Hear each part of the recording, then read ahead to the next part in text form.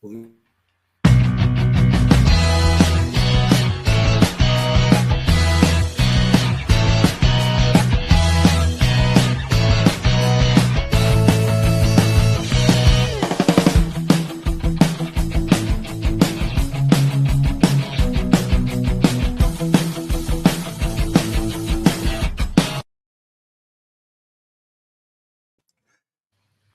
New Year, everybody. We're back. We're back for the new year. Welcome to Seekers Chronicles, Paranormal Historians, where history meets the paranormal. And we're back. We got a great show. We got a bunch of great guests coming up this year. And I got my great host here. Each one of them, look at them. They're here. And so we're here. How was your weekends, guys? I know I had a pretty good weekend, so I could talk about what I had, but I actually have something to talk about. So, how was you? How was your New Year's, guys? It was great. Good. Yeah. Harmless. Yeah. No. Good. Yeah. We all made it through. Yeah. We made it to 2026, guys. Ready. Yeah. Ready. We got a lot of people coming in. Sorry, I got distracted by all our good friends. Yeah, everybody's coming back, which is great. Melissa's been here before. I mean, she came in so early. Hello, Melissa. I love it. How you doing, Melissa? So it's like, it's been so far. It's been a good year, all 6 days of it, and Happy New Year, sixth day of the year. So, anything you guys do this weekend besides New Year? Any paranormal stuff? Nope. I had nothing on my end. Nothing on my end. She's like, nope. How about you, Jennie? You always doing something. Yeah, no, I did. I had a great weekend, actually. I was at the Ritz Theater, which is on the bingo card. So check it off. Bingo. Yeah, I was at the Ritz Theater for a night of spiritualism. We decided to go no tech for a while and focus on old-fashioned things. And my assignment was to do runes, which is something I do dabble in. And it went so well. So we did readings with runes, and it went real, which is not always like you wouldn't picture me doing something like that, but it really went well. And we had such a fun evening, and it really ramped up the activity. And then we went all tech, which made me happy. Mm-hmm. And we had some surprise guests that night at the Ritz. We had we had Sean Austin show up. Yeah, Sean, he's a good guy. Yeah. Very good guy.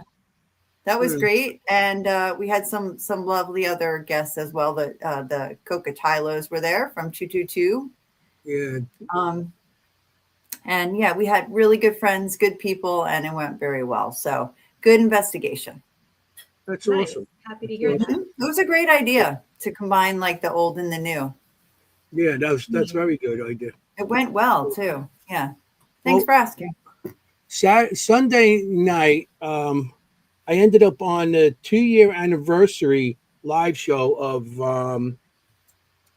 of Jennie, Mondo, Joy, and Joe. 305. Yep. Joey, 305, and JJ Paranormal.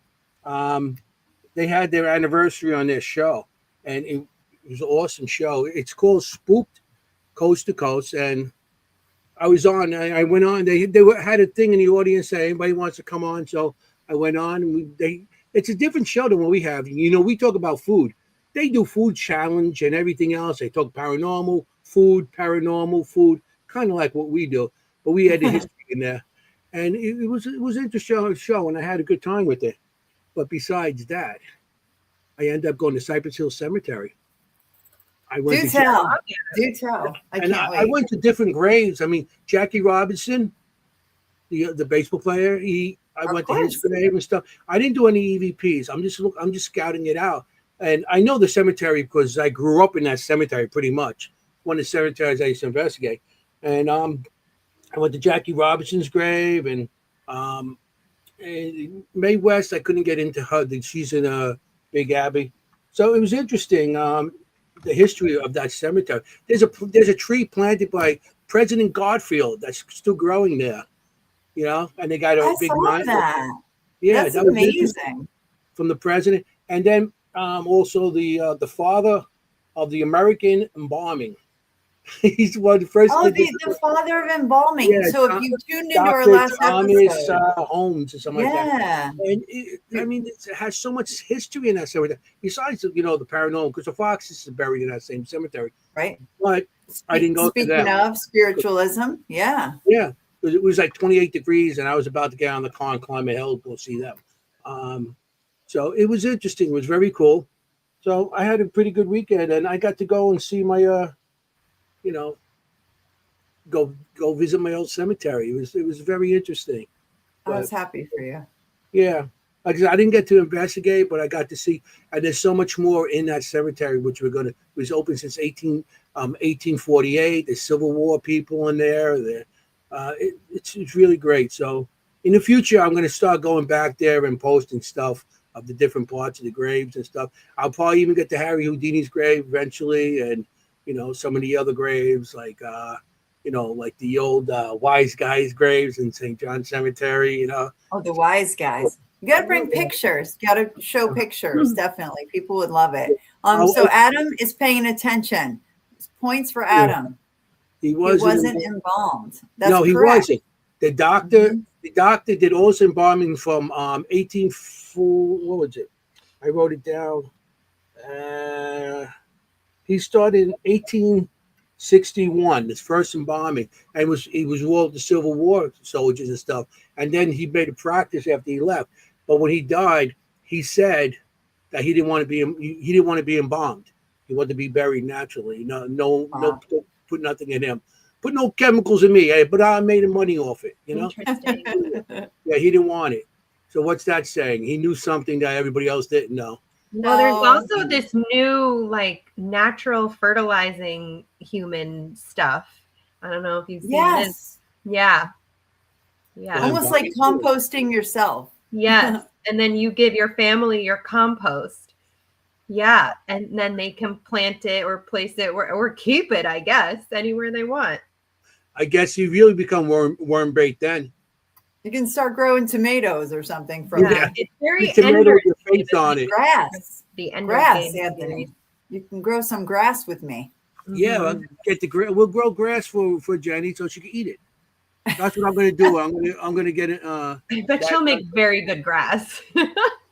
Hey, but there's like cannolis. Okay, this is morbid. Oh, all right, fine. Morbid. Okay. This is morbid. I hope that it's a long time from now. How about very that? Long time. Yeah, very long time. So that sounds like fun, Anthony. I'm glad you went to your cemeteries. You really like your cemeteries. I've been missing to go out and stuff like that. I don't get too much to go out anymore. I pretty much a homebody during the week and everything. So I've been staying home. Next weekend you are going to be at where? Oh yeah, this weekend we're going to Shanley Hotel. Shanley, his favorite place, his home away from home, his beloved Shanley Hotel. I don't know, Anthony. Is it Shanley or cemeteries? I don't know. It's always going to be cemeteries. You know why? Wow. It's always going to be cemeteries for me because I grew up around cemeteries. And when I was a kid, cemeteries was my country. I grew up in the city. So cemeteries were my country. I used to go in there. And when I was a kid, a lot of the cemeteries didn't have graves on it, a lot of the spots. So we used to hang out in there. And that was my country. And when I get mad and stuff, I actually drive my car. And I go sit on one of the dirt roads inside the cemetery. And That's just, cool. And for some reason, I feel a lot more calmer and everything there, So there you go. You're right, Melissa. Like, where else can we talk about this kind of thing? Yeah, I like it. So, Kimm, are you a cemetery person? You like going to St. Patrick's. We went together. But it's not just for the graves and the. Oh, I do. I love going to cemeteries, but I also love because they're old trees. I love old trees. I just love them. Yeah. So that's one of the other reasons why I'll go to the cemeteries. Yeah. I'll take you to cemeteries over here. Kimm, I could take you a couple cemeteries. Wow. Greenlawn and Evergreen. They were actually designed by the people that designed the Central Park. Yes. I did know that. There's over like 15,000 trees. Yeah, of that's different the best part species for me. of all that, from trees to landscape. And there's benches because back then people used to go to cemeteries and they couldn't drive because it was so old. They used to take the train, get off, and spend the day at the cemetery. So there's benches at the cemetery where people used to sit down, like marble benches, whatever, around the graves. So yeah, I could take you to Sioux Cemetery. I'll take you to Evergreen, by not too far from me in Glendale, and you're going to be like, oh, look at these trees. Because some of the trees are so. I'll send you pictures of some trees. Yeah. Like That the sounds lovely. I love the symbolism. I love the symbolism on all of the stones, the zinkies. I love the old trees. So yeah, great. Good stuff. We need another trip to St. Patrick's. Great. Cathedral, Manhattan. No, in New Jersey, right? St. Patrick's. Yeah, St. Patrick's Cemetery by the mine. Yeah, just on top of the mine entrance. Morris County. So we'll do that. We should do a cemetery episode. That would be fun. But in the meantime, we have an episode today. Right. Yeah, we've got a guest. Yeah, and we can talk about this with her. Yes, listen. Put the guest on. You got it. Okay. Tonight we have a wonderful guest for starting the new year. I kind of love this guest for the new year because she's great. She knows her way around a podcast, let's just say. We have an actress, podcaster, paranormal researcher, and investigator, a public speaker, author, Christina Spencer. Hey! Hi, Christina. Welcome. My goodness. Oh my Lord. I found a new part of StreamYard has all these little gadgets on it with noise. Sound bite. Hey guys, how are you?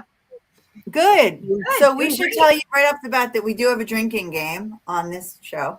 Okay. What are we drinking today? Coffee? Because that's what I got. Whatever you have. Whatever you have. I've got coffee. I've got water. If I need something harder, I'll have to go get it. No. It's whatever you're drinking. I'm drinking it's whatever water. You got. I think we got some moonshine somewhere. Yeah, every time we say the word cannoli, we drink. Cannoli. Every time we say cannoli. I can do that. You might be like, that'll never come up. Trust me, it does. Constantly. Yeah. You might be surprised. Welcome. Everybody's welcoming you in. Everybody's saying hello. We got our friends here. Hello. Yeah. So how are you? Happy New Year.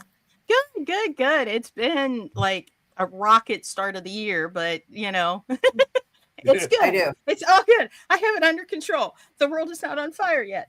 I can do this. No, I gotcha. You feel like your calendar is already filling up for the year? Yeah. That's I got that feeling.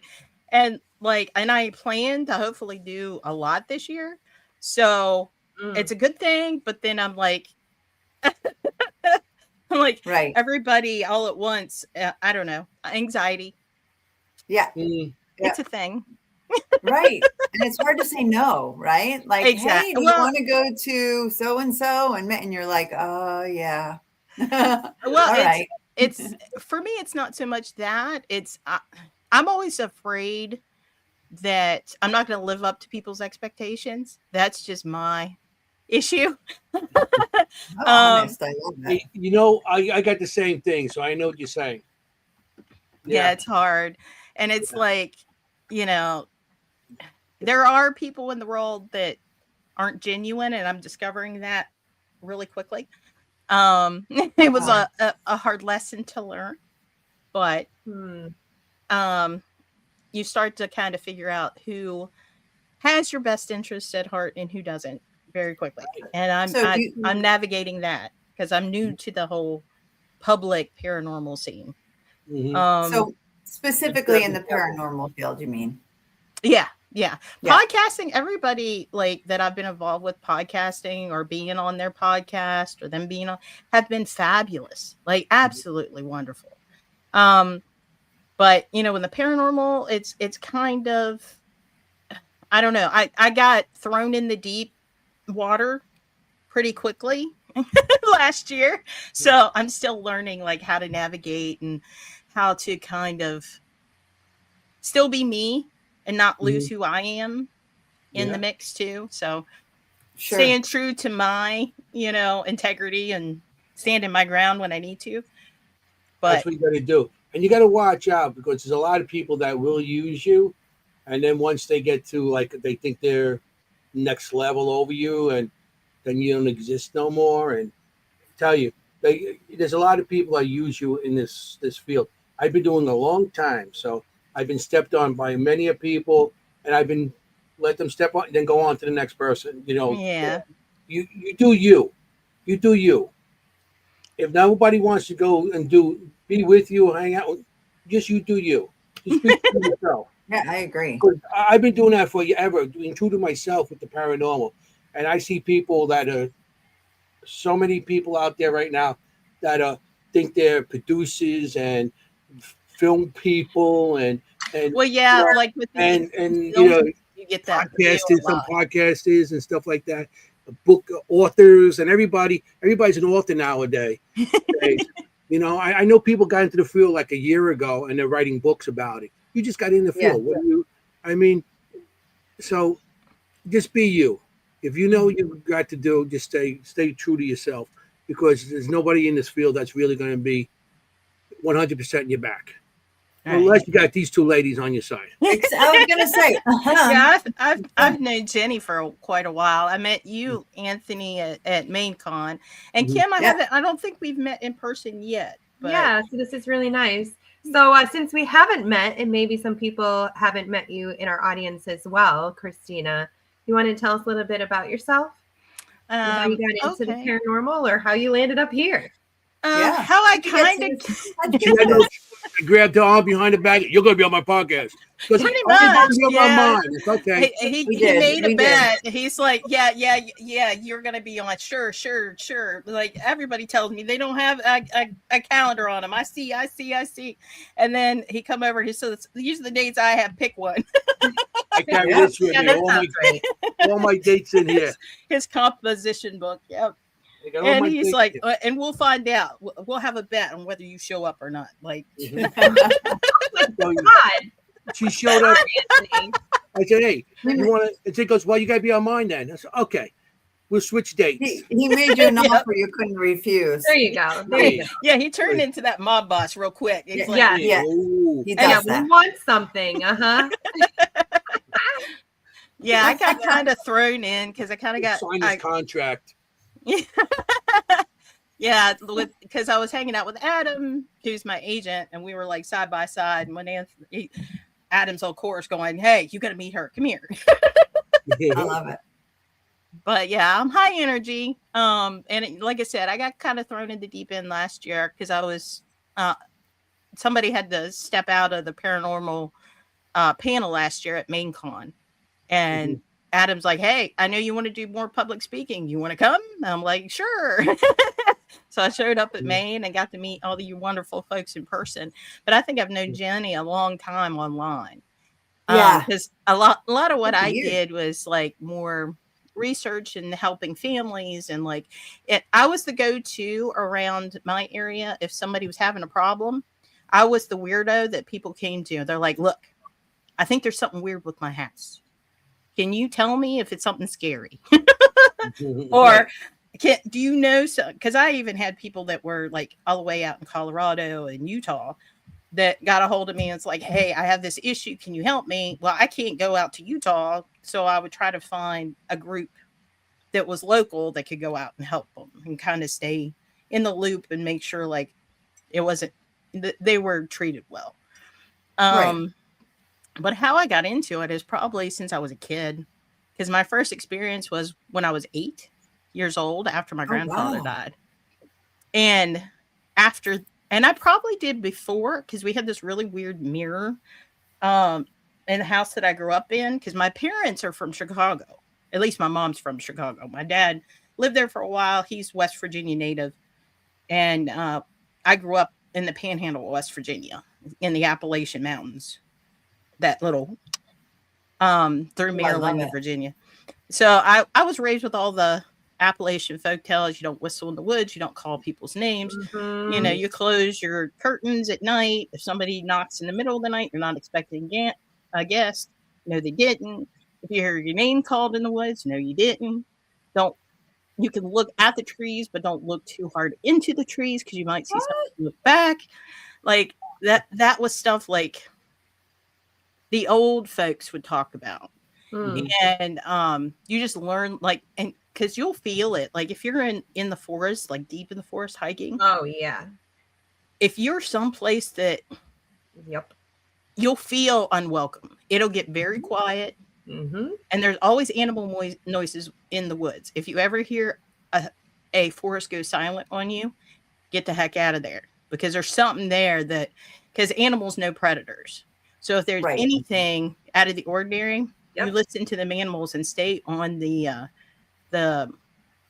deer trails, like the gaming trails.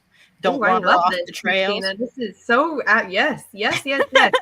I'm only nodding because I spend a lot of my time. I've hiked my whole life alone, trail running alone in the woods, hours and hours alone in the woods. So I totally know exactly what you're talking about. So yeah, continue. I'm loving this. I'm fascinated with it. I've done a lot of studying of like folk magic and the Appalachian Mountains. Like I'm fascinated. People send me books from there. I have friends in West Virginia, and I'm fascinated with it. So we're going to go into this a little deeper.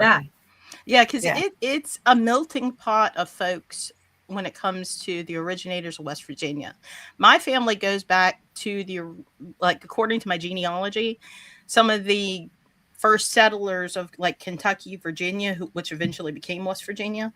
And believe it or not, I did one of those Ancestry.com. Yeah. Or maybe was it Ancestry.com? I don't know. My boyfriend got it for me for Christmas. Yeah, maybe something like that. I think it was Ancestry.com though. Yeah. And I found out a lot about my genealogy because, for years, my dad would talk about growing up and his like grandfather teaching him magic and how he was some sort of shaman priest type character. Cool. Genealogy. There's no Native American in my family history at all. But what I found interesting is my 8th generation grandmother was an African slave. So I think my dad was unknowingly learning voodoo or hoodoo from his her descendants.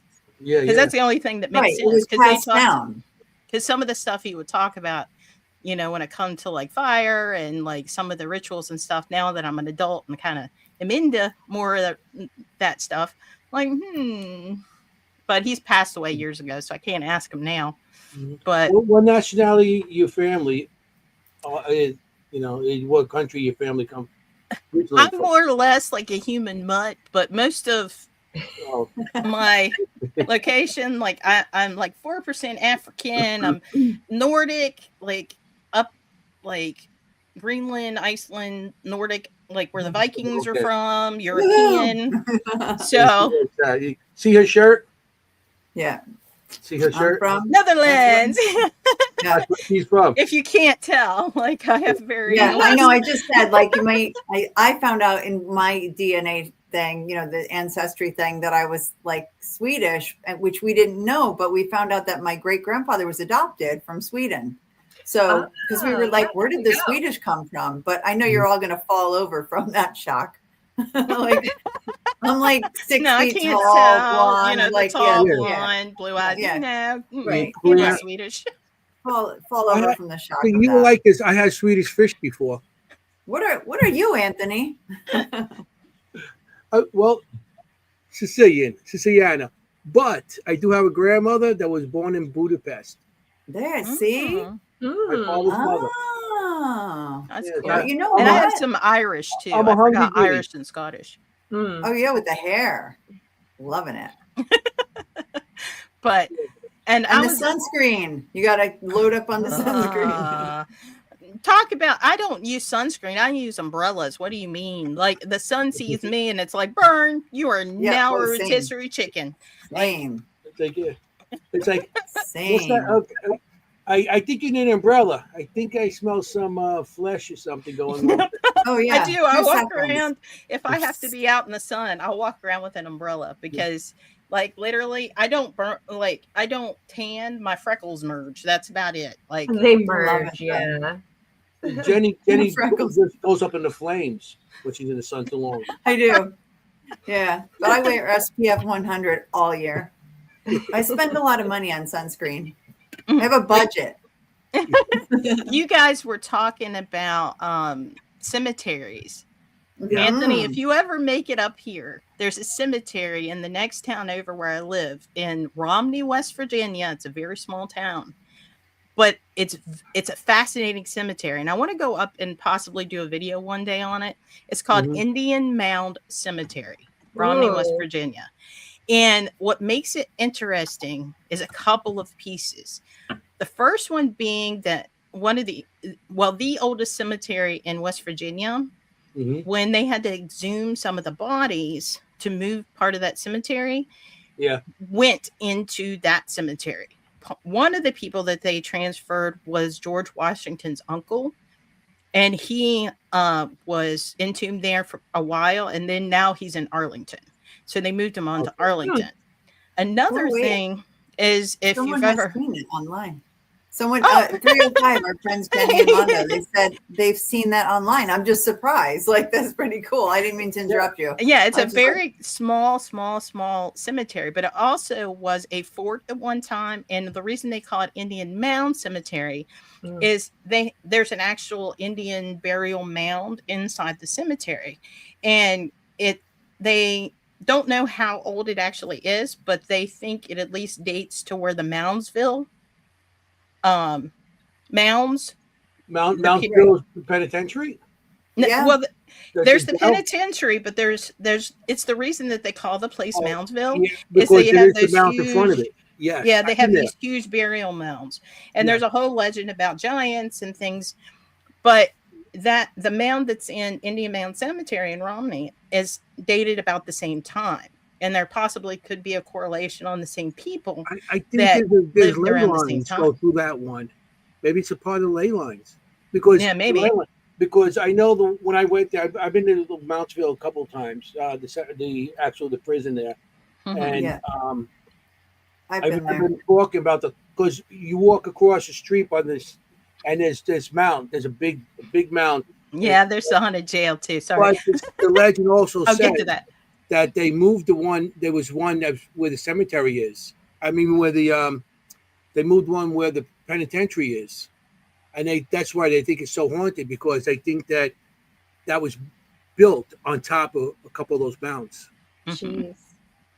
Yeah, so, and in this cemetery they have a lot of Confederate soldiers buried there, and it's so old that they have the segregated burial.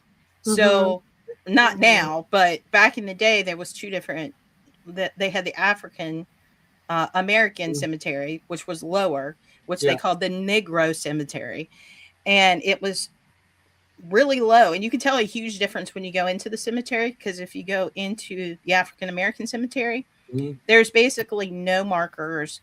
There is a church that goes in and they put wood crosses up, but you could tell the complete difference in how it was maintained, where the location, everything, because they didn't see back then as them being human. It was just a place to put the bodies, and they didn't want them together. Well, so you have the two different cemeteries. The fort that used to be in the field right behind the cemetery, you have all the Confederate soldiers. There's a tower there in the cemetery that was a memorial to a man's wife that looks like a lighthouse inside the cemetery. Cool. And then the weirdest part for me, though, is literally you go into the cemetery and there's this road on the other side of the road. So you got the cemetery on this side, a road that goes behind this building. The building is an elementary school. That's where Romney Elementary is. That checks out. Yeah, that checks out. Sounds perfect location. So literally when the kids play in the preschool area, they can look and see the cemetery. Okay, I got to tell you this. In my town in Somerville, New Jersey, our elementary school borders a cemetery. Like literally there's the playground, the little fence, and on the other side of the fence is a cemetery, and it's all the children who are buried there. And I really think that's kind of cool. Like every time I go visit them, because I ride my bike, of course, bike everywhere. I bike through the cemetery. I cut through it. I always go to the children's section, which is right against the playground. And I always thought, well, if there's an afterlife and they can see this, that they're watching the children play, this is a happy place. Or they're playing with the other kids. Yeah, I think that's nice. Yeah, I like it. Together. My high school, I took pictures of it the other day and showed Jenny. My high school, it was big high school in Brooklyn, and inside the cemetery. And you could see the cemetery surrounds it. Because when we were out, we used to be in the side of the field and stuff. We used to do things there, high school. Remember? Yeah, I remember. The late 70s. I'm a Gen Xer too. I remember hanging out in the cemetery. He's like a baby boomer. This one. I'm a boomer. You Gen X are just after us. We experienced a lot more. I'm with you, Christina. I was there at the beginning of the Vietnam War. I used to watch it on TV every night. Oh my God. Yeah, they used to play it on TV every night in black and white. And all the people, I know my father and my uncles and everything, they used to watch it because they used to show the battles and the soldiers in the field fighting. And the parents used to watch it to see if they knew any of the soldiers that were fighting, to see if they recognized anybody. And it was a big thing. Terrible. So that's how old I am. Because they didn't know when they went over there, because so many people died so fast that most people didn't make it back. So that was possibly the last time that they would actually get to see their loved one was on television. Because I remember my parents talking about it, because I'm a late birth baby. And my dad lived through the recession. Or not the recession. What am I talking about? The depression. The depression, not the recession. Anyway, like, which one? Yeah, we've had a couple. Which recession? The Great Depression, because he was born in like 1932, I think. Wow. Yeah, that's why he died. He passed away. He was 64 years old, and I was 17. I was a very late baby. And there was 16 years difference between my mom and my dad. So. Wow. But getting back, Adam, I did not forget when you mentioned the jail. Another thing with the cemetery, there's a connection between the Moundsville Penitentiary and that cemetery, because the last public execution that Pennhurst had, the guy's buried in the same cemetery as the guy he killed. Wait, Pennhurst? Wait, not Pennhurst. Not Pennhurst, but Moundsville. I'm sorry. Right. No, Yeah, there was. Is it close? Are they close to each other? Like you killed somebody? I need to find, because I know the names. I don't know how close they are, but I know they're buried in the same cemetery. And there was 50 people in attendance on his public execution. Yeah, he was hanged. He was when I went there. I learned some of the stories and stuff. And he was executed outside, and there was such a big crowd that came, that people came from miles and miles and miles just to watch this guy get hung. That they stopped doing it outside and they started doing inside in their wagon house. That's where they started. Because if you go into the wagon house in Moundsville Penitentiary or West Virginia Penitentiary, it's called also. Right. There's a wagon house there, and there's actually they show you where the rope was. They used to hang. They used to drop out inside gallows. Yeah, the gallows. When they used to open the door, that's where the guy went down to where the wagon house was.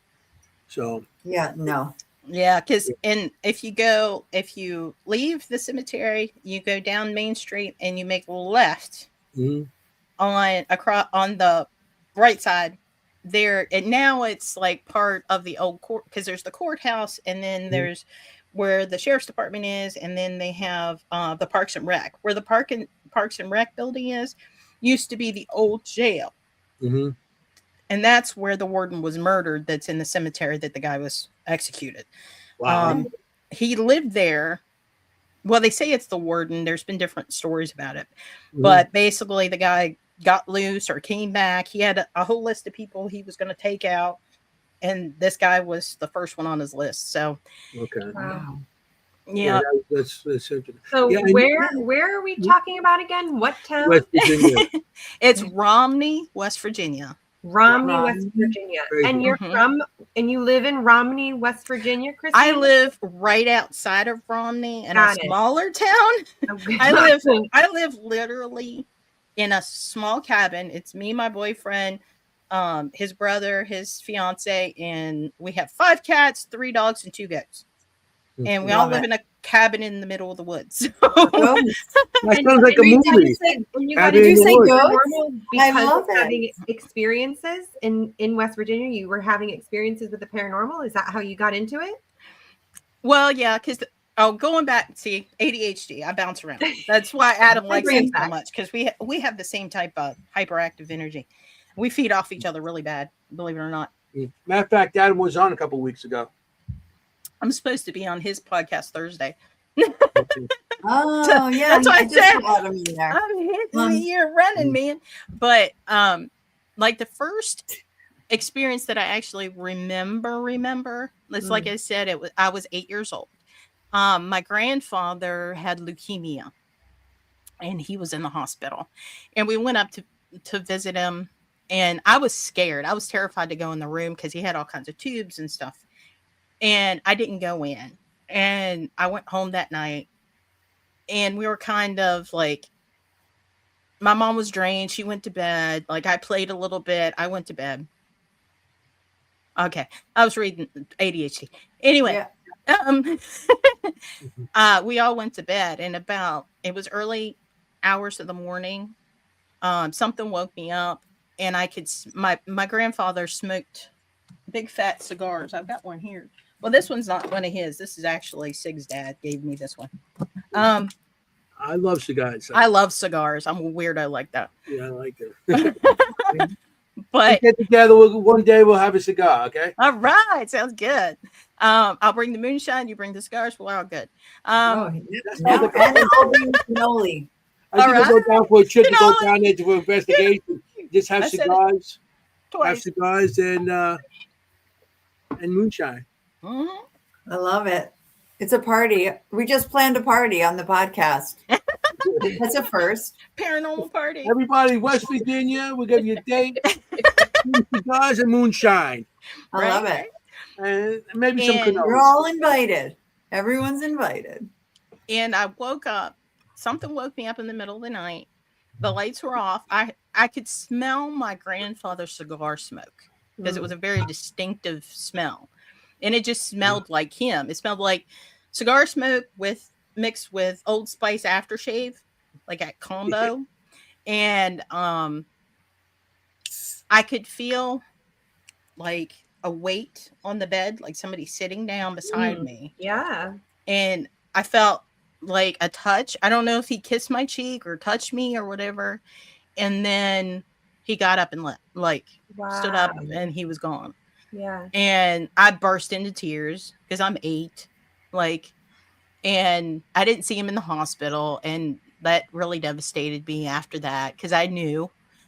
My mom got a phone call a couple hours later and they were notifying that he had passed away. But she came in to tell me, I'm already in tears. And she's like, oh, you must have heard the phone call. I said, no, Mom. He came and said goodbye to me. Like, I know he's gone. And my mom she's not very sensitive about stuff like that. She didn't believe in stuff like that. She just thought I heard something or had a dream or whatever. But that was probably the first thing. And we had the next thing I remember, we had this ornate wooden giant mirror. This thing was like this big, huge, in our downstairs den.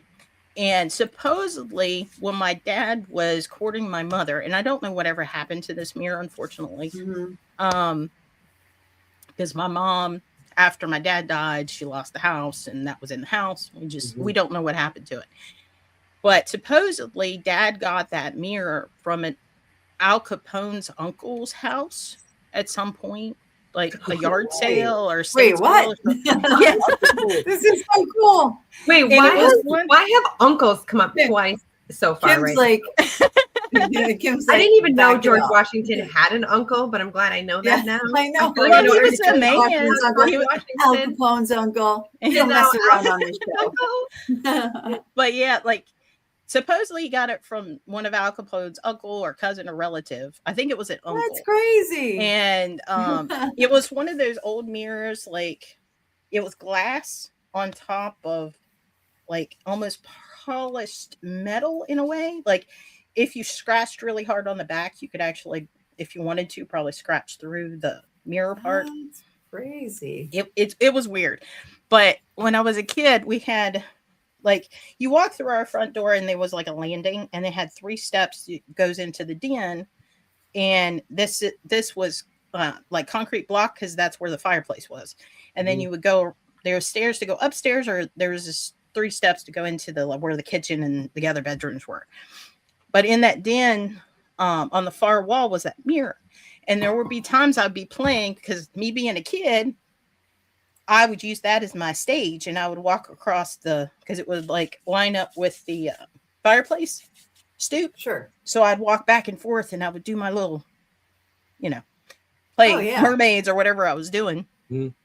And I'd be standing playing in that room, and you look in that mirror, you would see somebody, just the shadow of somebody standing behind you on the stairs. And it happened all the time. And it was a guy, if you can picture like the outline of a mobster with like one of the fedora hats and the long to the knee type of duster jacket. And he always had his hand up like this, like he was smoking, but there was no cigarette. It was just like the motion of it. And he would just stand there. And then by the time you would see it, and then you're like, and you look again, it would be gone. So I was kind of indoctrinated very early into it. And then when the late 90s happened and the internet became a thing that everybody could do and we had access at school, I started researching, and like that's when my weirdo really came out, because I was the one that was researching the ghosts, the demons, the witchcraft, Welcome to our world. We're all weirdos. Yeah. And my favorite, we're all mad here. What was it like? Wicca.org or something like that. There was very the early websites were so basic. It was just like I remember that because you had the Wicca.org, and then it had like the little spinny pentagram. I totally know what you're talking about, Christina. Yes. Back it in was all in like sans serif too. Everything was in that that decorative. Yep. Yeah, you're in the right place, Christina. Yeah. Oh, you sure are. You're among friends. But that's kind of how it started. And then like the supernatural. Go ahead. I was saying it was called the supernatural back then, or like the occult, the supernatural. Back then, we didn't have. I mean, when I started, everything has a title now. Everything's a title. Back then, you look for ghosts. No, ghost hunters, ghost this, ghost. Everything has a title now. It was called anything that they couldn't explain was a supernatural. It wasn't paranormal or whatever word they want to use nowadays. I mean, it was everything. Everything now needs a title. That's what I heard a lot when I wrote. It was spooky. Spooky. Yeah. I like that. Yeah, it was scary, spooky, or weird. Weird was a big word. And it was something nobody talked about. Like no, because people, it's like if I tell the story, like people are gonna think I'm crazy, so I won't talk about it. Yep. I know those days. You sound like Anthony. Yeah. Remember those days? Talked about it, you were demonized, like, get away from me. But did you have anybody though, Christina, who you could relate to? I know you said your mom said, okay, you maybe imagined it or whatever, but did you have anyone? Any kind of mentor? Not really, not for a really long time. Because one, I grew up in a very, very, very, very small town. My graduating class was a whole whopping 24 kids. No way. Yeah. That's infinitesimal. That's not it gets small. worse. 24? And we were stuck together from the time we were in kindergarten through 6th grade. We had 6th grade graduation. We went up 2 hallways into the high school in 7th grade. No then we way. spent 7th grade through 12th grade. And I had the culture shock of my life because my senior year, because my dad passed away during that period. Mm-hmm. My parents had finally separated because mom and dad fought like cats and dogs. And it wasn't good for mom. It really wasn't. So they finally separated. I moved out when I was 17 then. I was still in high school. And I got the brilliant idea I was going to move to Ashland, Virginia to work and finish high school. And my boyfriend went with me. Well, my mom ended up coming because my boss at the time kept trying to get me to quit school and I wasn't quitting school. So we were butting heads because she wanted me to work more and get my GED instead of letting me just finish school like I wanted. Mom ended up there. When mom moved up there is when my dad passed away at home, at the house that I grew up in. So we ended up coming back to West Virginia and I finished out my senior year. But going from little itty bitty bitty Mount Storm, West Virginia, shout out Mount Storm, to Ashland, Virginia, where I was actually going to VOTEC in Richmond, was quite a culture shock. I went from 24 kids to over 1,000. Wow. So, yeah, there was a learning curve. Wow. And not all of it was bad because I learned I wasn't stupid. I wasn't crazy. Right. It was a completely different world because unfortunately, when you grow up in a small town like that, you get typecast very early on. And now I know that I suffer from ADHD and some other issues. But when I was a kid, they kind of labeled me as the social butterfly. Because I get my stuff done and then I was up trying to help other people. They actually moved my desk closer to the window because I was going to gravitate to the window anyway. So they figured out if they put me by the window, I would look out the window and I wouldn't get up as much. They even tried to put me by the teacher. But anyway, now I know I had ADHD.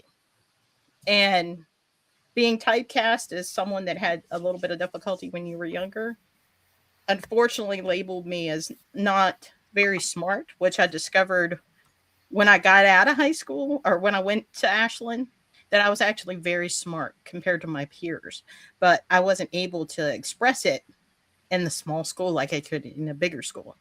Because I went from being an average BC student, because I was the type, I didn't do homework. I didn't see the point, but I could ace a test like nobody else. Right. So I was a CB student, sometimes D, not gonna lie, because I was a slacker in school. When I went to Ashland, the classes were a lot harder, but I enjoyed them because they were more of a challenge and I had straight A's. Right. So you were when bored, maybe. Yeah. You were smart. You get bored when you're smart. And I didn't realize that when I was younger. So when I came back, I had kind of an attitude. Well, one, my dad passed away. And it was tragic because, unfortunately, because he was living alone, it took 2 weeks for them to find his body. Oh, I'm sorry. That's life in a small town. Nobody, checked in on him. His best friend finally is like, look, nobody's seen him at the post office, and because he would do the same route every day because he was set in his ways type of deal. And he decided to check on him, and then they found him. But when I came back, I kind of came back with a little bit more of an attitude. And everybody's like, you just turned into a bitch and a know-it-all up there, don't you? And I'm like, no. You got to be a city girl. Right. No, I learned my worth is all it was. I learned that I wasn't what I was told that I was my entire life. Yeah. Good for you. That's cool. So, yeah, I still struggle with it. Don't get me wrong. Yeah, which is, first of all, which is not being a bitch. It's literally just knowing your worth. Imagine that. Beautiful. Well, I went from taking it to standing up for myself, and they weren't used to it. Because I literally would be like, if you touch me, I'm going to touch you, and you're not going to like it. Like I'm not playing with you anymore. Like that kind of stuff. They're like, whoa. They're like, don't you think you're something now? I'm like, no. Like actually, yeah, I do. You guys story similar to like what I have. I didn't find out that I was dyslexic, and to this day, really, I'm starting to learn more about it now.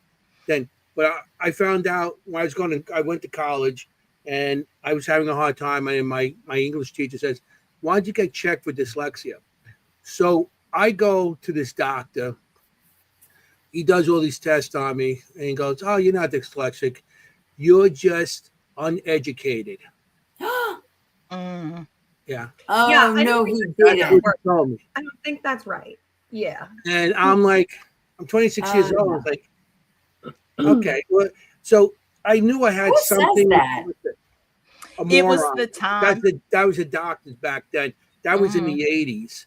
And the doctor, said that to me. But I knew it was more than that. And I knew I had some form of dyslexic because I looked it up. And some of the stuff, reversing words or saying things.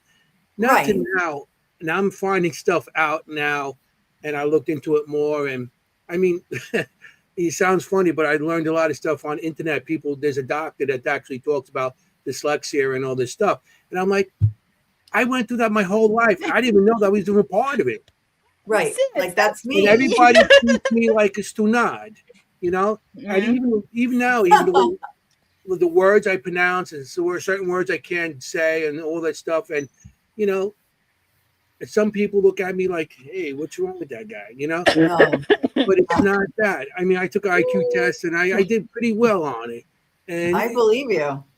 And to this day, some people, they hear the way I talk and they treat me other way. Even when I worked, Christine, I'm a retired electrician.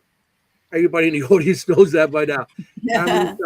And I wouldn't tell people on the jobs that I had dyslexia. I was dyslexic because and I ran $1 million jobs. I $4 million. I was doing a lot of jobs for Rolex, and those are big jobs. And I was the foreman, so I overcame a lot of that stuff. And I still have, to this day, I still got problems with it. But yeah, I understand what you're saying.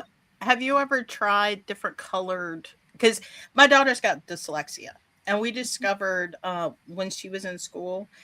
I took a bunch of because I read a study where colors sometimes help the letters from shush puppies.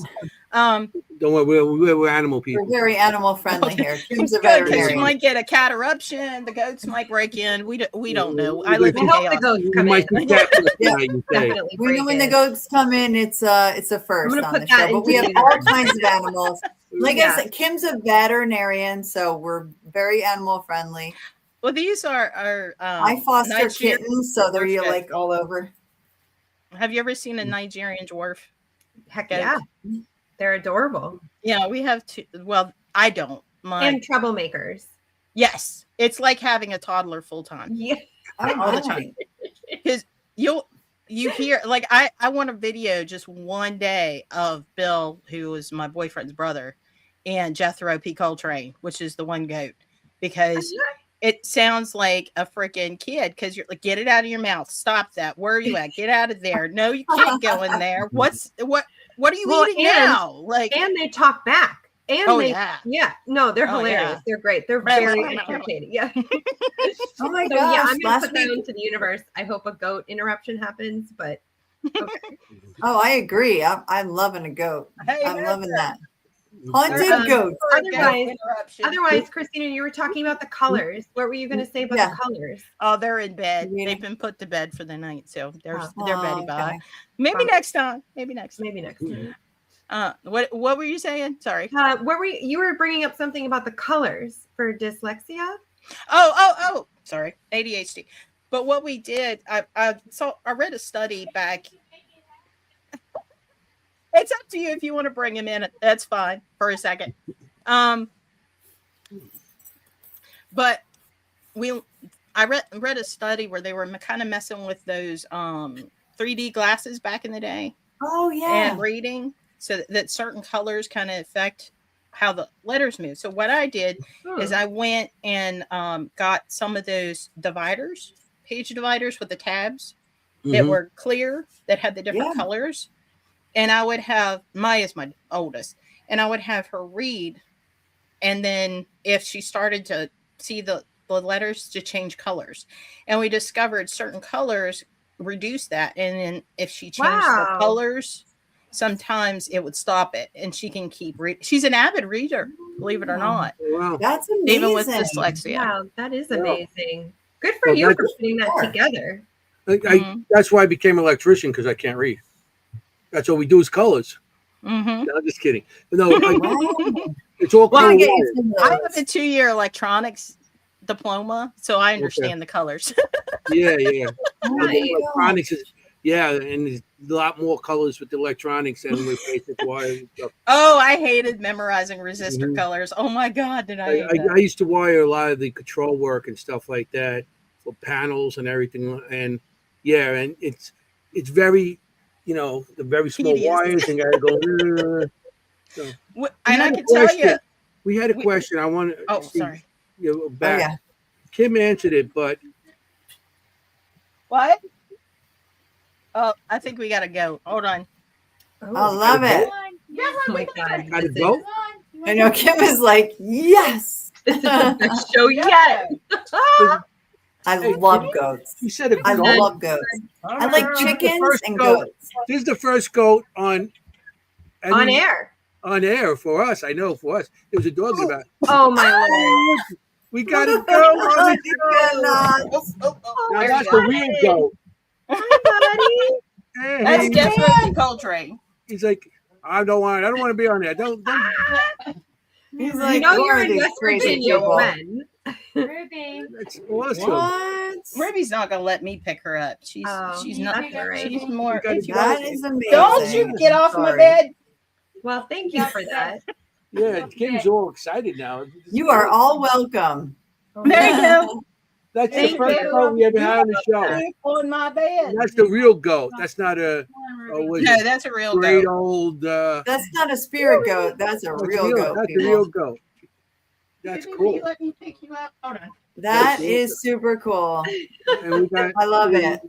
Tell your goat I'm a Yeah. vegetarian. I I don't need animals. No. There's other people in there now. Oh, Well, we don't really eat goat. Well, some. No, we some don't. cultures look at eat goat. it. Yeah, they do. Oh, No, hey! Indiana Look at Jones. you and your Oh. white puff Yeah, and your Jethro. forehead. Damn, Jethro. Oh my Get God! out. Oh shit. Yeah. Yeah. Sorry. Out. That's our I first mean- time on the show. That's Back- awesome. Okay, Kimm, I had to Not wrestle big- her. Goodness. goats would not be on the bingo card. No, goats would not be on the bingo I do card. not have Thank goats on you. the bingo card tonight. That would be Nope. amazing. I got a note here. So, Thank Although you. we have had was foxes. great. Foxes last week. We talked about foxes last week. yeah. Mm. So We have a we question. always talk animals. Let's get the question. And she Oh answered yeah, like let's. 2 hours ago, and we still haven't talked. Sorry, Esther. Well, I answered it. You I should know have you known. answered, but it's Chaos.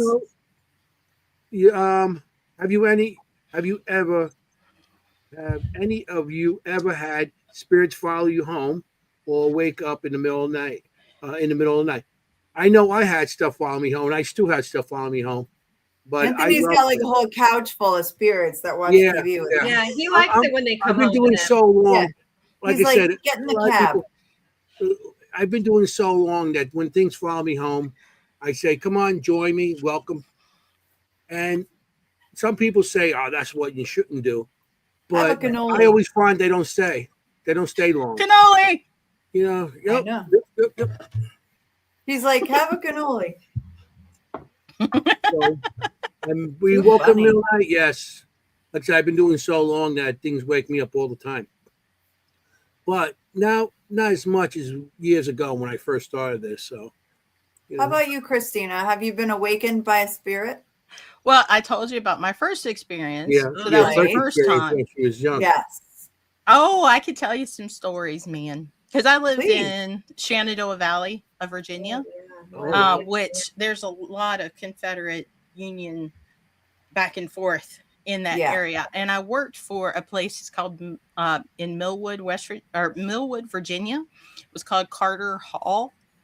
It was one of the biggest tobacco plantations. You fit in. And I worked as a night security guard there for like 2 years, and then I took over housekeeping supervisor and worked there for another year. Then the recession, and then I was laid off, unfortunately. But it was the headquarters of Project Hope International. And if you're familiar with Project Hope, they have the big ships, and they do a lot of the cleft palate surgeries and the contraception stuff in Africa. And they had the ships with the big red crosses on them. That's where they had their conference center and their office. So that's where I worked. And that place was wild. I can tell you a lot of stories about that place. But when I was working there, I lived in Strasburg, Virginia, which, if you know a lot about that area, it's like Winchester, Strasburg, Stephen City. There's a lot of activity in that area. And I have this theory that even if you're a little sensitive, if you're with somebody that maybe Carter Hall, Hawkman, I'm not sure the Hawkman reference, but yeah, it's called Adam, Carter let Hall. us know who the Hawkman Yeah, is. what the Hawkman is. That sounds spooky. But I think if people are sensitive and they spend time with each other, I think it's kind of charges the place around them. Sure, and I think sometimes it draws it in. Because my husband at the time, because I'm 46, but I've lived a life, man. I've married 3 times.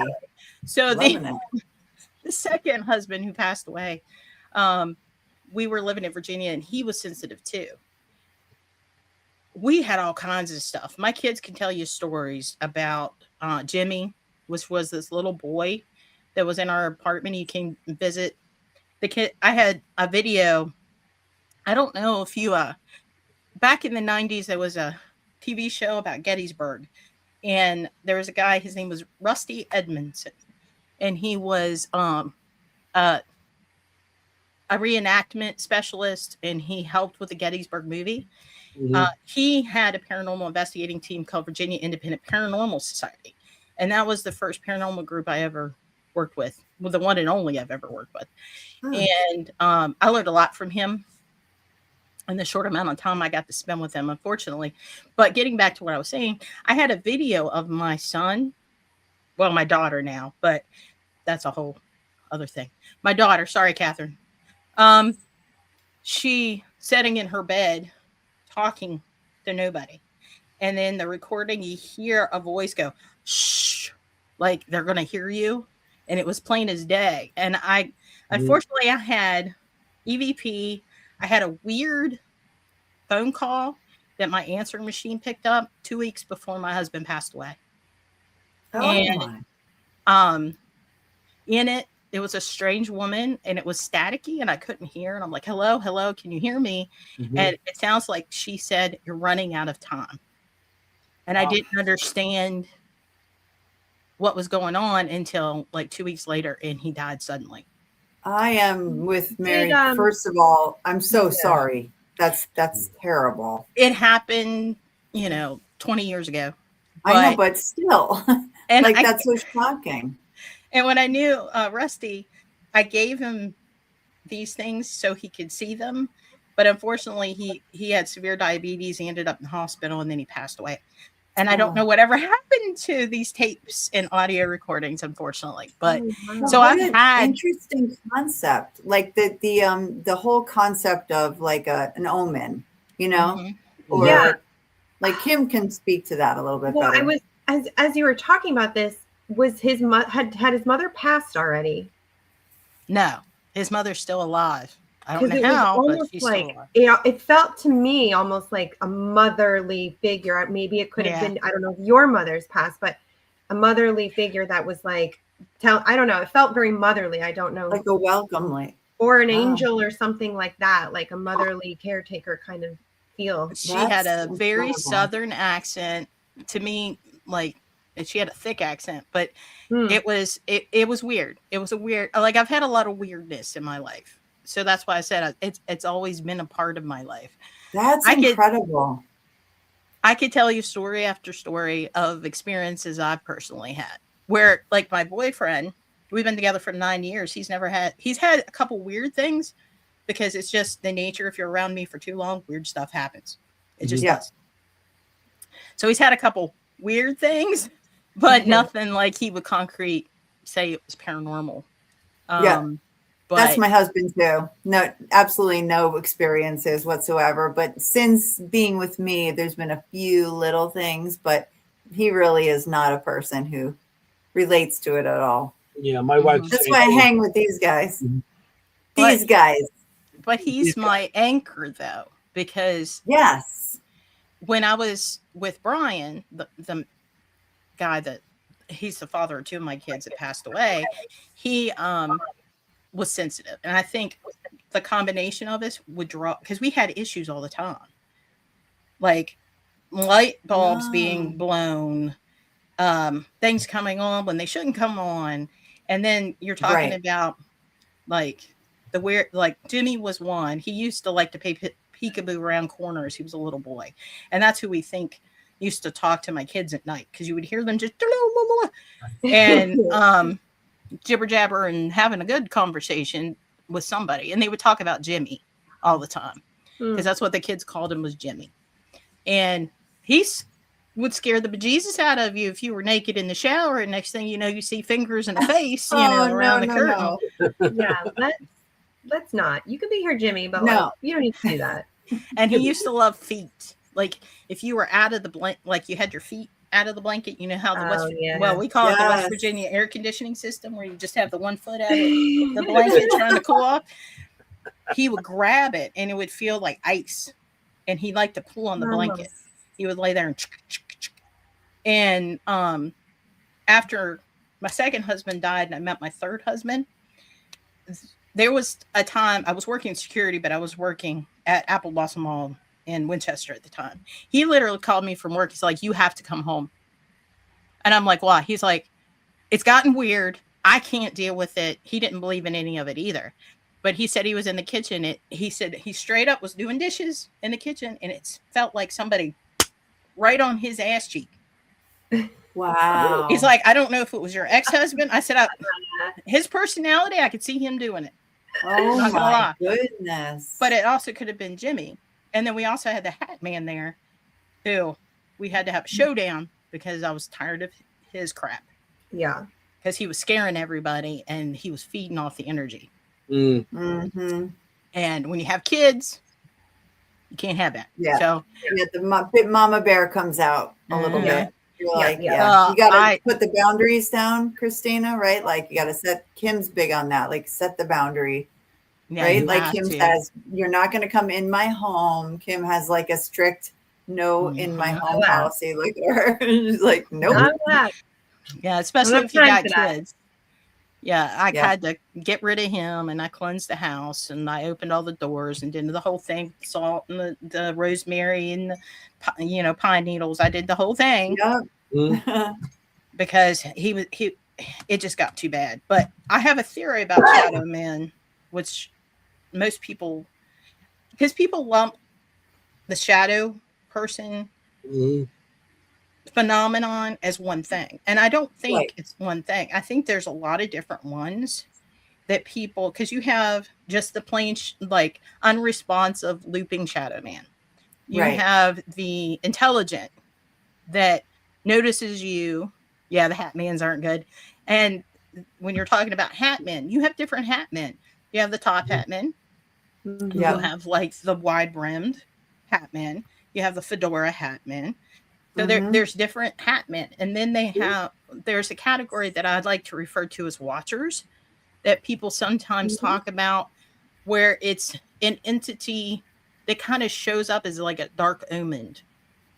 If somebody's sensitive, you kind of see somebody that have their arms crossed and a hood over their head, and they're just kind of standing there like watching. I've had experiences with them where it's like they're there because they're watching, because something's going to happen. Somebody's going to get sick. There's a car accident's going to happen. Something's going to happen, and they're there to just, I guess, feed off the energy of what's going on. I don't quite understand what they are, but they don't interfere. They just watch. Sometimes they're associated with the creation of the event. So like they're associated with the chaos. And then some of them will be there because of the chaos for those watchers. I've never actually seen one. I know what you're talking about. I don't see them as the hooded figure. I've seen them as other kinds of more elemental figures, kind of almost. But they don't have feet. I mean, they're not human. They float. The shadow men and the shadow figures. I have a whole collection of drawings of what I've seen, and I feel that I don't think everybody's saying the Hat Man's bad. Everybody's bad. I don't really think so, because I never had to experience it, and I have a drawing of Hat Men that I have seen, and none of them actually did anything bad or in a negative way towards anything I've done, or hurt me, or they played games. And like you said, they are, and I think a lot of them are observers because I don't think they could manifest themselves. That's why some of them, how you could see, like Kimm sees the figure or sees what she sees, but I think what they do, they don't have the strength to make themselves like that, so they're still just dark.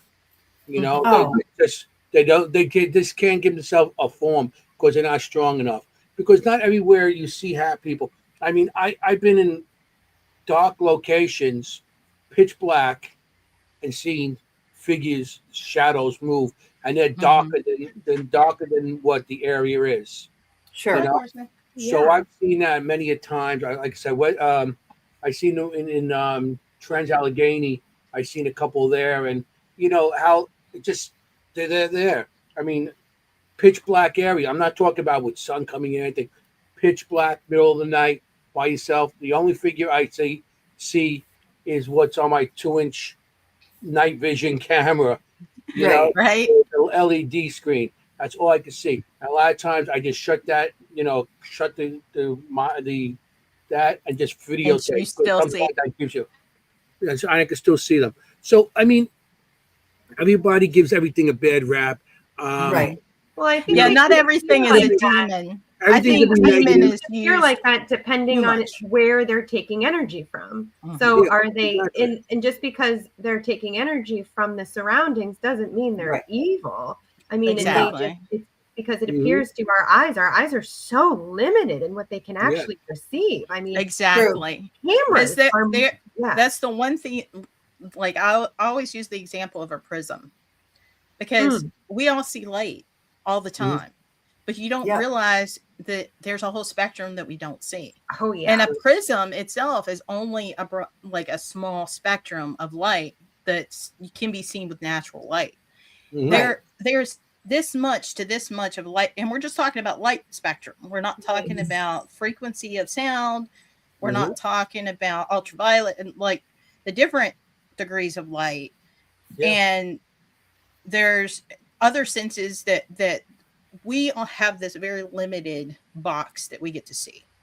And I don't think that we completely understand what we see sometimes, because it's like, if you think about it in physics, if you take a round ball, or this skull, for example, this is Bob.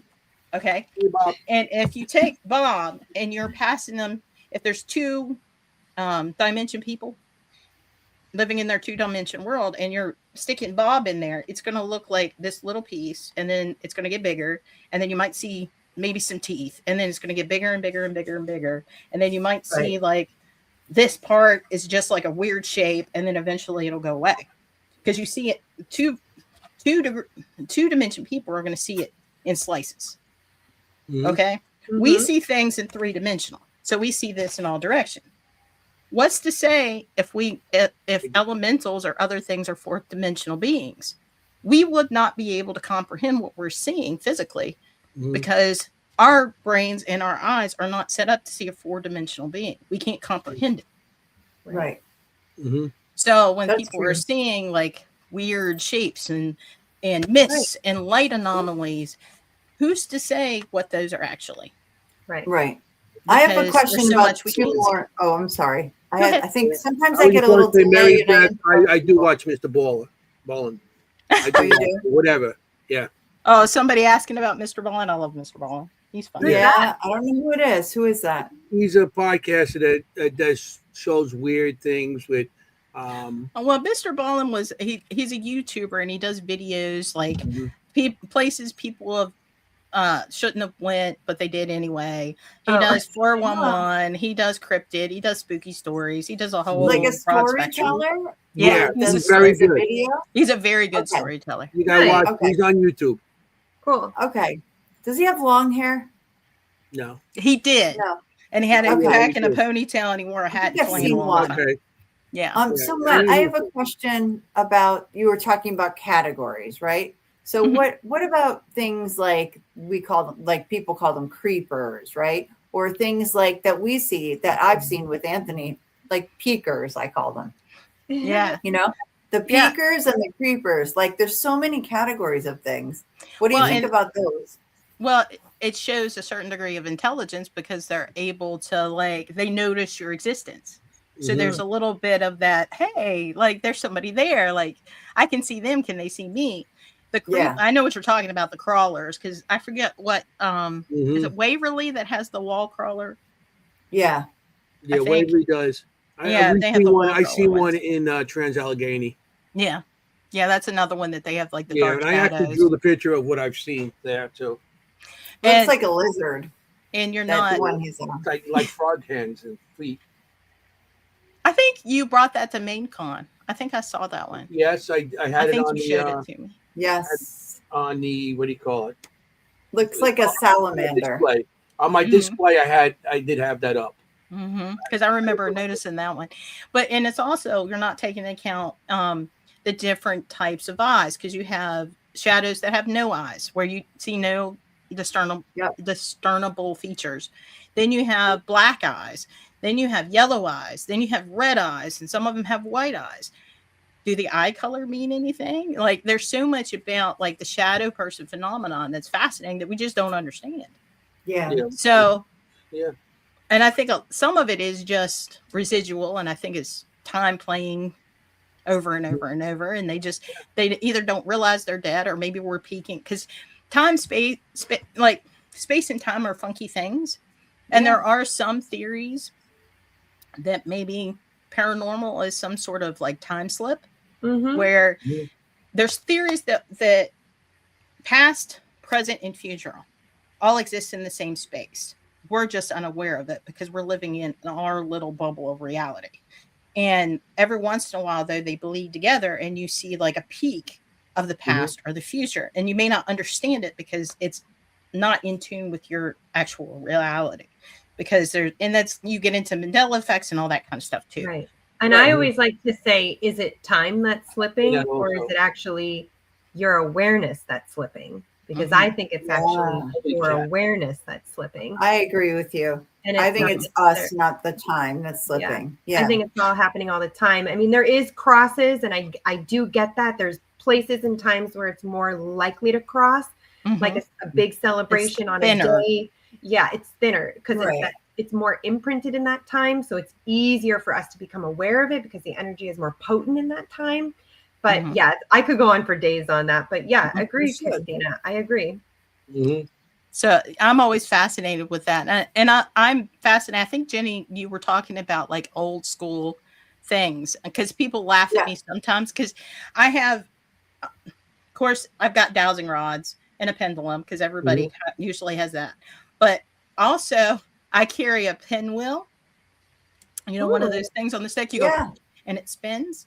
It's one, it'll show you a draft and where it's coming from. And also if you are having a draft and you nullify it's not coming from a window or door or air conditioning or all the other standard project, the reason I got the idea is at Lake Shawnee Amusement Park, they use one to communicate with a specific spirit there. So I bring it because you never know. And another thing that I like to play with is an old school $10 compass. I have a compass in my kit. Yeah, so a little plastic one. Yep. Everybody knows I started that way. Yeah. Boy Scout compass. Yep. Oh, yeah. That's what I have is a little orienteering orange compass that I carry in my kit too. And I have I want to play with it. I found an old tape recorder, one of those that you hit the button to hit record and Oh, yeah. play, rewind. I love it. You guys I said wanna old play with time. it. That's how I started with all this for old time sure. stuff, with the recorders and the big cameras that you sit on your shoulder with the cassette that's freaking big. That's how I started with all this stuff. Yeah. Be kind, rewind. And you're saying pinwheel. You know what we used to bring for us for that? Toilet paper. Oh, really? Yeah, because it's Take so that thin. and put it down. And then because that's very, and the toilet paper, if it's lifted, there could be something, going past. Yeah, good idea with that too. I do chalk. That kind of stuff. I draw chalk. So- It's, you know what I call it? Scooby-Doo. This is all very Scooby-Doo stuff. Or you can do the powder. Have you ever tried the baking yeah, powder it's trick? totally Scooby-Doo, is it not? Yeah. But the baby powder, sometimes wherever you go, sometimes you can't put it down. Stuff. If you're in a museum somewhere, you don't want to dirty their floors and stuff like that. So that's the powder stuff is good if they got the TV show and they got somebody cleaning up after themselves. But,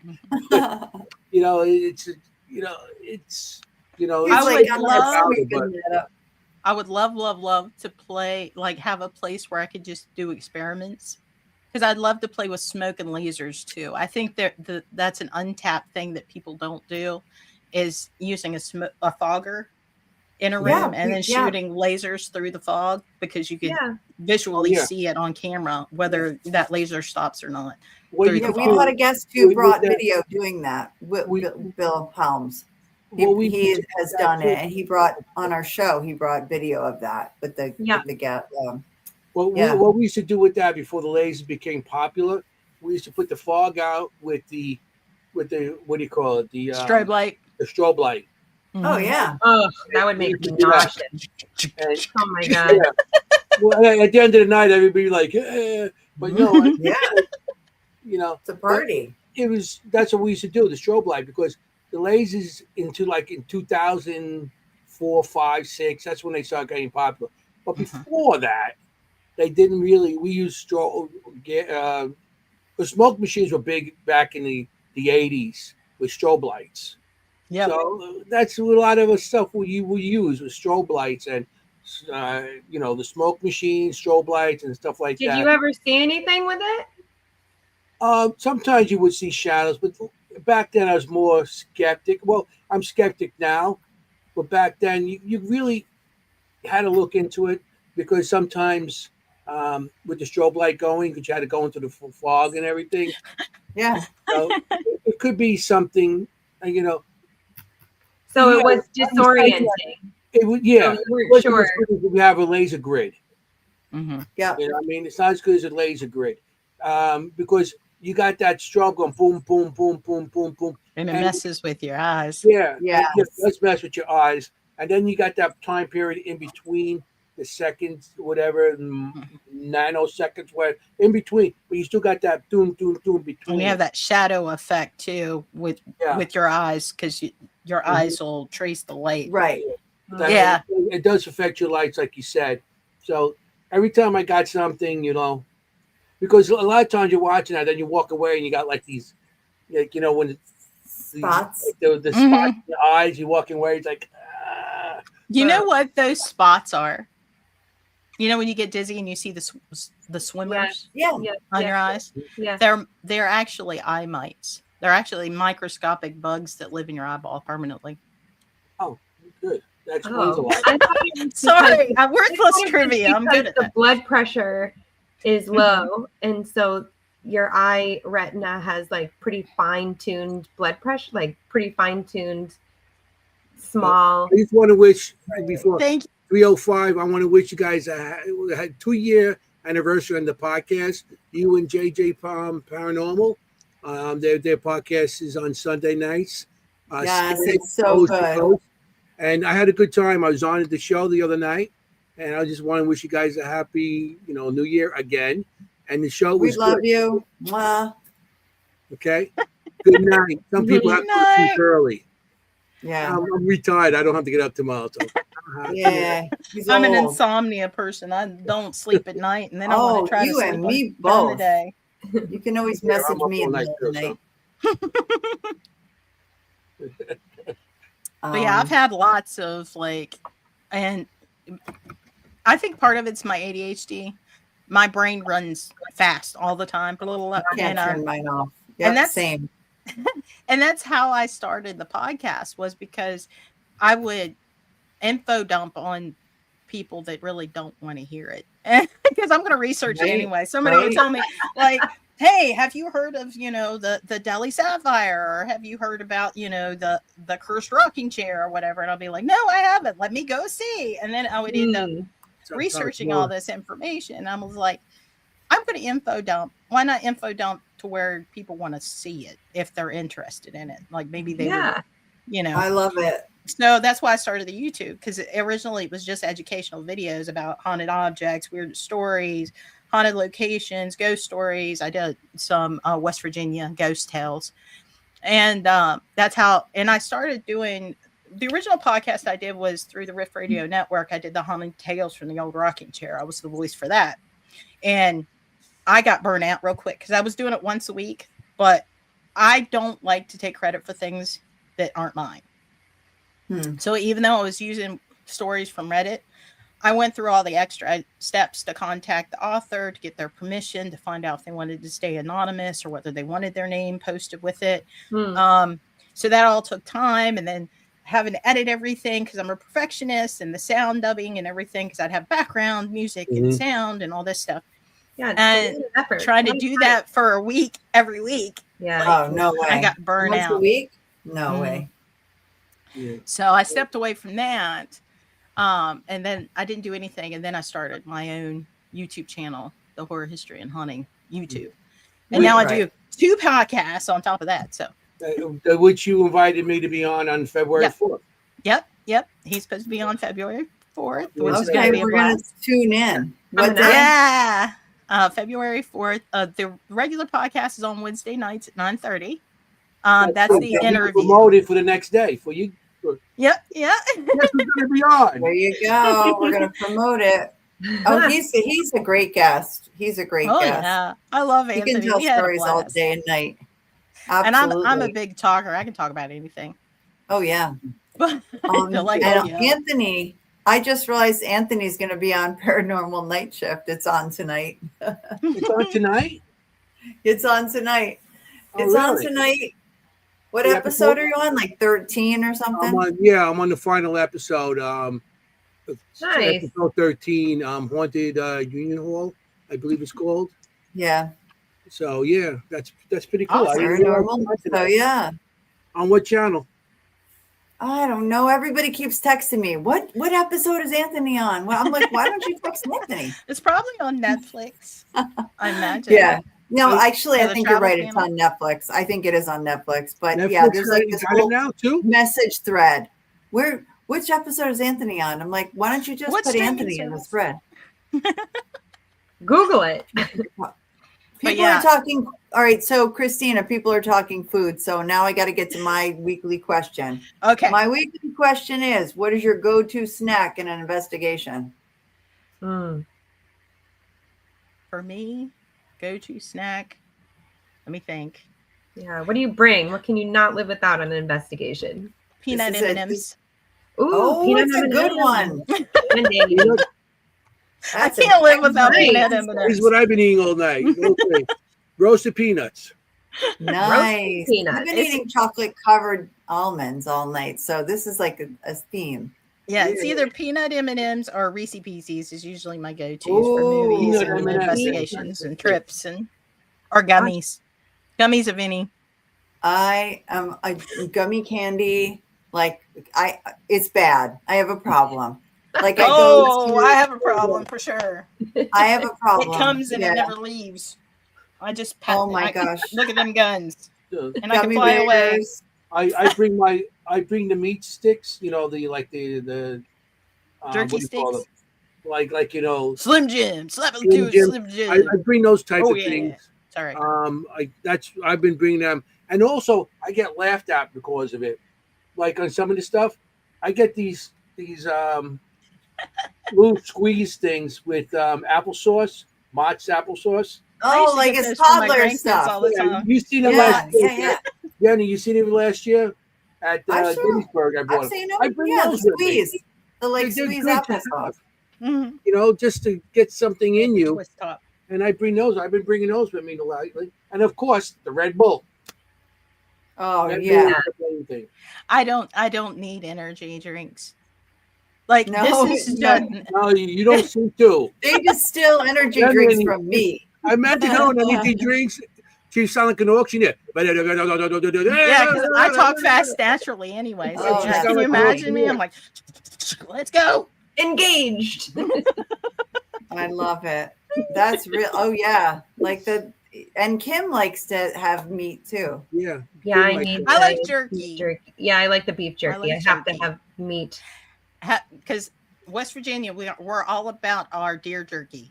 Have you ever tried deer jerky? Oh yes, I would venison. try. Oh yes, of course. Oh yes, Yeah. yes. What did you Bison? say, deer? Deer? No, don't say it to I me. love Probably. venison. Eating Oh. a little baby deer, Jennie. La We la eat the la little la la. deers. No, Bambi. no. Yeah, I'm a vegetarian. Oh, sorry. No, it's We okay. eat Jennie's mama. Yeah, but I've raised jerky. around hunting. I've tried all kinds of game meat growing up. No, thank you. Squirrel, bear, I would possum, try anything, you know. I'll be picking the My son- my raspberries son out was a there. deer, rabbit. Well, I'll eat the raspberries with you too. I'll eat it all. Yeah. Anything that's available. My son went to Tennessee and he brought back a bunch of different jerkies from all. They called them all the different jerkies, and it was like I had, of course, bison and stuff like that, but they had deer in there. That was it anteaters or something like that? Whatever animal, jerky.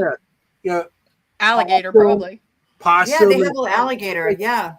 alligator. And I tried the jerkies on them, and I kind of liked them all. You know, Yeah, it's like salt it's like and more roadkill, salt. roadkill jerky. You know, they take their pickup trucks, they hit something, they take it home and make it into jerky. Bear. Oh God, you guys are killing me. Somebody be on my side Well, here. I'm going to bring Bear? us back to the Well, paranormal Yeah, because please. because Jennie got to ask her question, and then this is the question that I always like to ask because Yeah. I'm all about the locations. I love places. I always feel like each place has such a different feel. So, Christina, is there a place that you've investigated or that you've been to that just keeps calling you? Like it just keeps calling you back, that you just keep going back or thinking about or wanting to talk on the Weird. podcast? I love that. That's When it And comes why? to- Like, is there a reason why you think you're drawn or excited about it? Yeah. I've never Bring done anything back public together now. investigations. I've never Sorry, done a public. Sorry, what was that? What was that, Christina? I've never done a public investigation. Everything I've done is Right. private or like local. Great. I've never done like a big one. Of all the places I've been that I would love to investigate, like legitimately investigate, Yeah. would probably be Carter Hall because I had a lot of experiences when I worked there. Because Okay, right. yeah, it's Carter Hall, Millwood, Virginia, and it was an old tobacco plantation, and it had the original manor. It had the original smokehouse, the wash house, the schoolhouse, and the outdoor kitchen. It was all original. The slave quarters, they turned into cabins. The carriage house and barn, they turned into almost like a hotel. The wash house was the housekeeping building. The smokehouse was storage. The schoolhouse had been turned into like a whole house that you could stay in. The outdoor kitchen was the same thing. And it was acres of property, and they had these the old trees. They had one tree that was so old, like because it was private property, they never had it assessed, but they suspected it was one of the oldest trees in Virginia. Oh my gosh. That property exchange, like there's a legend about the property having hidden treasure in it somewhere because when it traded hands, like they would actually camp out in the yard. And there's a famous painting of them camping at Carter Hall. I forget who did it, but because one week, literally, it could be Union soldiers, and then the next week, it could be Confederate soldiers camping on the same lawn because it went back and forth because it was right by where the creek is, and they had battles back on the property and everything. Stonewall Jackson actually had his cataracts removed from his private surgeon on the back porch. So it had a lot of history. But the hidden treasure part was because it was changed back and forth. Every time it changed hands, they would kind of raid the properties and take silver or any valuables and claim it for, their side, basically. So what they would do is, if they had silver, because they had a lot of silver and jewelry and things, they would hide them in the house, up in the attics and wherever they could squirrel it away, hoping when the war was over that they could retrieve those items. And supposedly there was things that were hidden that they don't know what happened, whether it was discovered and taken, or whether it was still there somewhere. And I had so many weird experiences, because one, I was the only guard at night. So I would have to take 2 complete tours of the property. I would have to travel in a patrol vehicle because the property was so large. And then I would have to walk through all the buildings. Yeah. And it was they would use the building, the main house, as a makeshift field hospital. And they would hack off the limbs and toss them out the window. And there was a pile there. That was the actual place where they had the Surgeon General met there. And that's, when you have cigarettes and it has the warning label on it. Yeah. They made that decision on that property. So it has a lot of history on that property. But there was I have had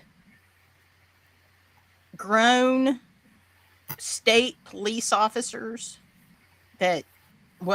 ex-state police officers come to try to work and actually cry in the boss's office because they couldn't handle it there at night. They were like, nope. No, I don't know what happened to him, because I trained him and he asked me to come back the second day after training to walk through again. And I did. And whatever happened on his second, he never finished his second tour. The next day he went in and asked the boss to be moved because he couldn't be there. But he never told me what happened. I mean, you can only imagine what he saw or experienced, because I experienced stuff, but I handle it differently. But I mean, that must have been terrifying. What is this now? Is it a hotel? It was a conference center.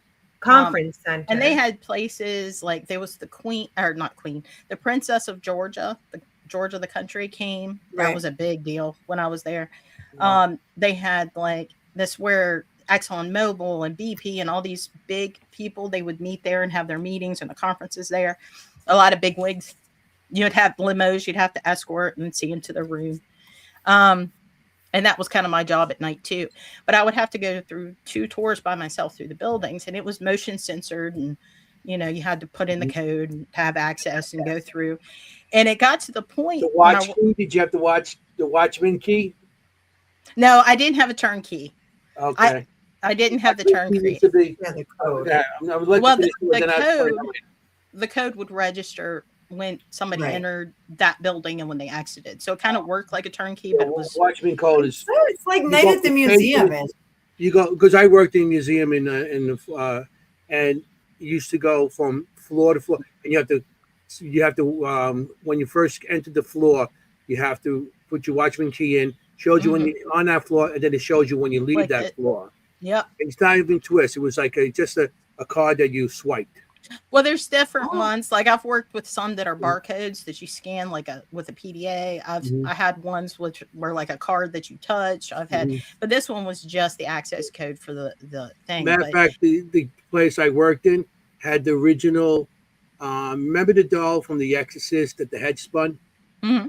It had the original one in there. Oh, that's cool. I used to go on that floor, and it'd be spun a different way every night I went on the floor. One time it was looking straight at me. Yeah. Oh, wow. And there was no electricity or nothing to it, so it should have never did it. So, yeah. I'm sorry for interrupting. No, exactly, Maribeth. But this guy in particular, the night that I came in to help him, and I think part of the reason he got kind of shook up is we were going through the main house, the main plantation home, and it had these huge pillars and all the brass was original. A beautiful place. And now it's privately owned, and I don't know what they're planning on doing with it. I would love to investigate there. But it's one floor that it was basically a library, a living room with a spiral staircase that went up to the second floor. You had the servant's kitchen, and then I'm trying to think. I think that was it on that floor. And then you went upstairs, and all the bedrooms were upstairs. But there was two ways to get upstairs. You could go up the servant stairs, or you could go up the spiral staircase. But you can kind of see through it was the dining room, then the service kitchen. That's what. And we cleared the bottom floor. Because I'd learned a long time ago with the lights, I'd walk through with a flashlight because it was so common that I would do my first tour and then come to do my second tour, and there would be a light on. And I'm like, I knew I'd turn this light off. So it come to the point I would just walk around with a flashlight because I knew I wasn't turning lights on then. So all I had to do is make sure I kept turning them off because they would come on. Well, we went upstairs. We cleared the there was a lot of things that happened. There was one room they called the Birdwell room, which the person that built the house, his name was Birdwell.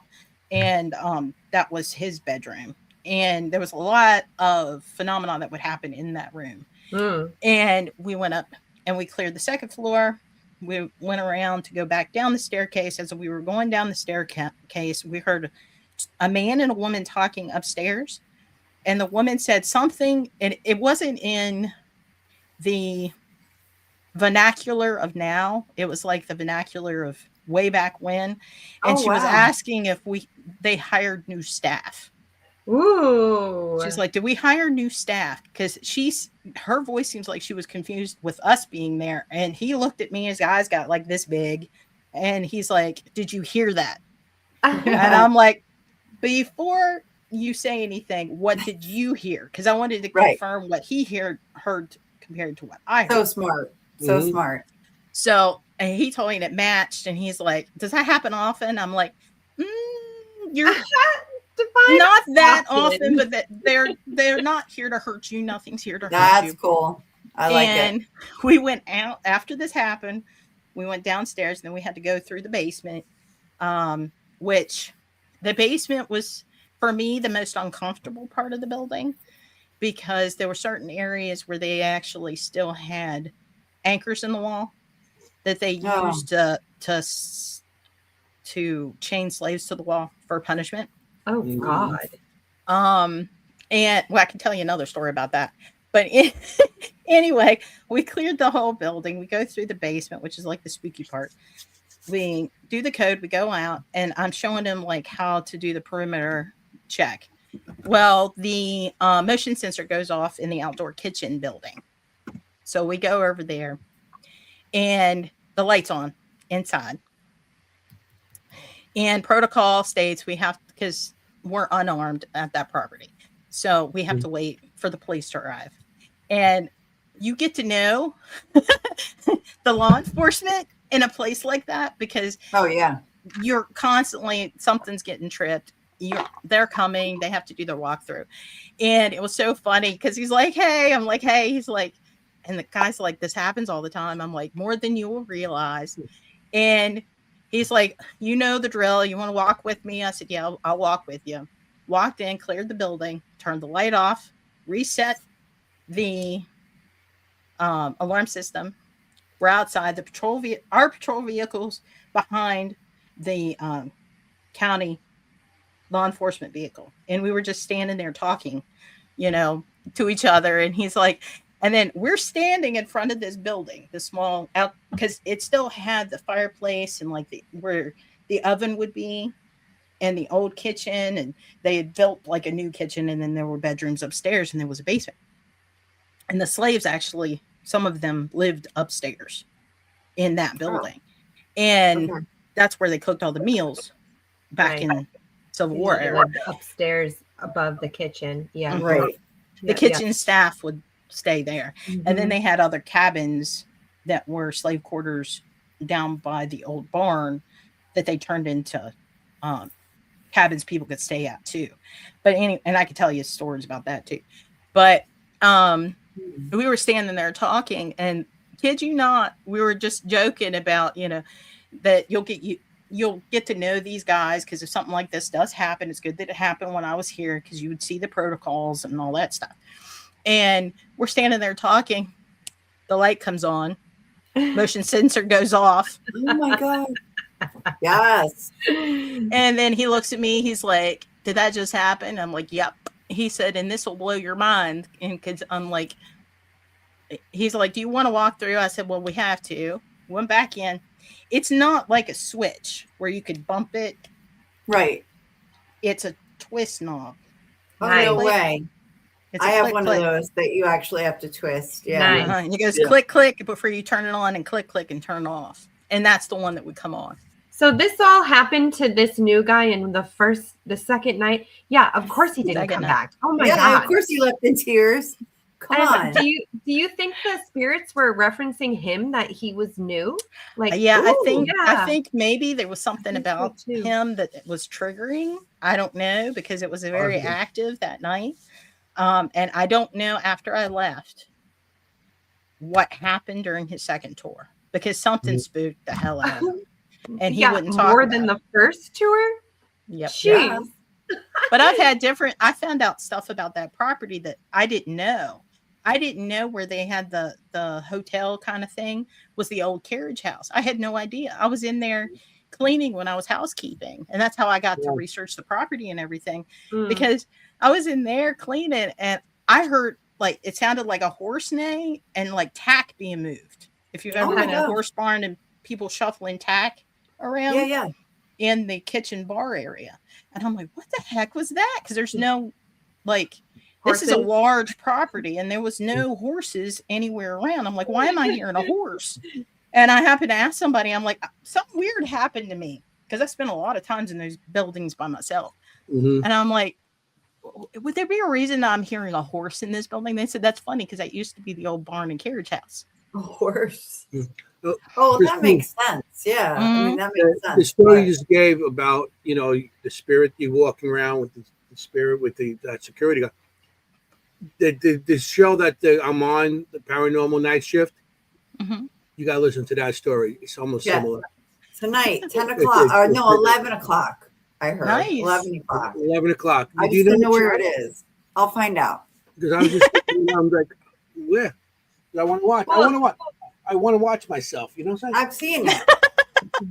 Well, that Yeah, even Yeah, I've reminds never me- done any. For that show, I stuff clean like that. shave and I put my hair. I cut my hair and everything. Oh, you were looking I'm all spiffy. in a suit and every, you know. Oh. But yeah, I had lots of stuff because, like, especially being housekeeping supervisor, there was be a lot of times like I would work extra hours after everybody went home, stocking stuff, cleaning brass, because they had the original brasses, Mhm. like knockers and the lock plates and everything that had to be hand polished because they would get fingerprinted up and tarnished really easily. And there were times like I'd be in cleaning and stuff would happen, like I was cleaning the front brass on the front door, and there's the front door, the spiral staircase, and then the back door. So I'm polishing, and you could feel it on the door because I'm polishing the brass on the door knob and the lock, this big brass plate. Oh, yeah. And it felt like somebody hit the knocker. Bam, bam, bam. I'm like, okay. And I opened the door because I thought, well, maybe one of the maintenance guys needed in, and they knew I was polishing brass. They didn't want to knock me over, whatever. Go out there, and it's this big, long portico porch with these long pillars that go up real high. There's no way that they could have knocked on the door as a prank and then ran around the building where I couldn't see them. And there was nobody out there. I was like, what the hell? So I go in, I'm like, haha, very funny. Shut the door. I go in and go back to polish, and then somebody knocks at the back door behind me. So I go to that door and open it. I open the door, and then one of the maintenance guys is in the gardens because they had like these bushes that they had to trim in different shapes and crap out there. And he's way down there trimming bushes, and there's nobody else. And I'm like, okay, guys, I really need to do this. Can you please let me polish this brass so I can go home? And I'll leave you be. Yeah, you're bargaining with the ghost. We've all been there. Yeah, it's like, I've got work to do, guys. Like, let's not mess around. Like, if you do this for me. Yeah, that kind of reminds me of I'll a place leave. that we investigated with the public in Morris County.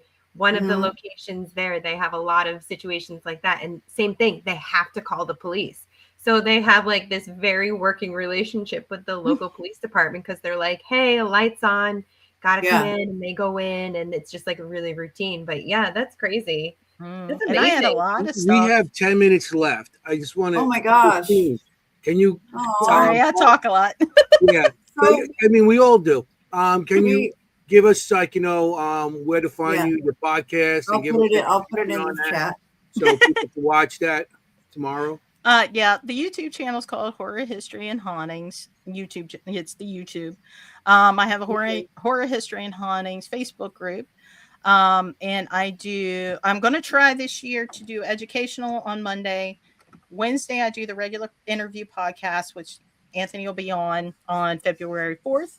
And then on Friday, I do a new thing. Bob's coming back for that, where I do a writer spotlight every month. Nice. And this month we're doing Derek Barton. I wanted to make sure I was saying your name right. Derek Barton. We're doing Eclipse. And basically I read the story for, there it is, 3 weeks. Yeah, 3 weeks of the story. And then I do an in-depth interview with the author. And that's been a lot of fun. That sounds great. And we just started that last Friday. So we're only, a couple of chapters in. Yep, there's the podcast. And then I do the educational stuff on the side. Gosh. The latest one was the Solder children disappearance. I saw that. Which is an older one I recorded. I'm pulling stuff out of the archive and kind of emptying that before I do new stuff for the next year or so. So that's awesome. Yeah, it's a lot. It's a lot, especially you try to do every week. It's a lot. And I'm writing a can I ask one more question, guys? Story for an anthology. Go ahead.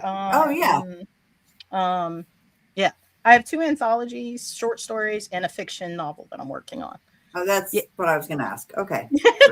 Yeah, I haven't done any nonfiction because I'm not there. I want to get more public investigations and meet people and learn a lot more about, public investigating. And if you need any questions answered, you got 3 of us here. Come investigate with us. Yeah, we got. I want to go to the cabin on 360. I want to go there. Yeah, yeah. Well, let me know because, I know some of the guys there. Dennis, we had interviewed. We had him on. Yeah, and we met them in Gettysburg last because they were right across from us. Yeah, they were. The cabin at 360 is actually where the Orion Effect, the founder of the Rift Radio Network that I worked through for my podcast, that's where that podcast, they used to do it in the basement. So of Cabin 360. So I'm familiar with that's right. The story and everything at the cabin. So yeah, that would be a good one. And I'm sure if I contact Dennis, he might. That'd be good. Well, we are planning on that. Are you going to Hanover? Are you going to Hanover Tavern this end of this month for the Paracon? I didn't know anything about that one. The 31st. We were supposed to be there, but it ended up that I have to take care of some issues, so I couldn't go. I know. I was looking forward to that. Yeah. But we'll go next year. Yeah. A lot of. I want to show you something. You talked about the night shift, the paranormal night shifting. This is me behind the scenes being actually recorded. Oh, look at him! There he is. Clean shaven, short hair. Look at that suit. Look at that. That's good stuff. It was 2019. It aired in 2020. 2020 it aired in December because they had that period of time they couldn't record. They couldn't put anything out there because of the pandemic. So that was that's me. Look at me. Hey. Looking good. That's the guy setting up in the background. That's the miking me and everything. Hey, that's me behind the scenes. I love it. So, I mean, we have 6 Speaking of minutes. Acting, wait, Christina, you said you're an actress, right? I've done a little bit of indie, nothing big. I was supposed to be in a short film, and they kind of fell through because there was a writer director thing, and they kind of split ways. So I played a psychotic delusion in that, but unfortunately you won't ever get to see it. I had skull makeup and wow. And then I play a little bit part. I'm in one scene at on the Flower City Butcher. I play somebody that goes into the shop and the murderer kind of stalks us in the shop and we get freaked out and we leave the store. And I actually, where is it? I kept the prop. Horror movies? Yeah, the Flower City Butcher is a horror movie. It's from Forever Entertainment, and this is the actual prop from the show, the movie that I purchased in the actual movie that I bring up. Oh my gosh, that's cool. You're into and it. I was supposed to be a part of the party scene, but I didn't get to make it this December. And these were supposed to be my faces for the party scene because I was supposed to be somebody else for that, but I wasn't able to make it. So I've done a little. So you're really comfortable in front of the camera, and not me. No. Like my first experience, I was kind of weirded out a little bit because I've never done it before. But Heidi McCack from McCack Films, she made me feel so comfortable about it, and same thing with Mandy and Anthony. They let me kind of be my own character, so I ad-libbed and they kind of went with it. So it was a lot of fun. I learned a lot. Like I wouldn't say I'm remotely experienced, but you do it again. Yeah, definitely. I would do it again. It was a lot of fun. It's a lot of work. Sounds great. When we did that one scene in Flower City Butcher, we didn't get to leave till like 5 a.m, and we started at like 5-6 o'clock that night. Wow. So it's long hours. Sounds and it's right. Doing the same thing over and over and over. But it's a lot of fun. It's a lot of good people. I'm not laughing at you. I'm laughing at the comment about how Anthony cleans up good. It's okay. People laugh at me all the time. It's fun. When I take a shower, I'm pretty good. You are amazing. We are so glad to have you here tonight. I was really excited that you were our first guest this year because I knew you were going to be a live wire. 26. And it's an honor to be here. I love the energy. Yeah. People love your energy in the audience. Thank you. I mean, that's why I try to be my genuine self regardless. And some people, it's a bit much, and I get it. And sometimes you got to tell me like, no, I hear that. Anthony can tell you for a fact that I have literally been told to take it down a notch several times.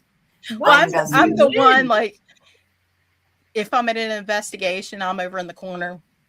Yeah, that's me. And I've literally been told you gotta take it down. Yeah, they're like, no, I don't think it was you. We can't hear the ghost because you're talking too much. You need to.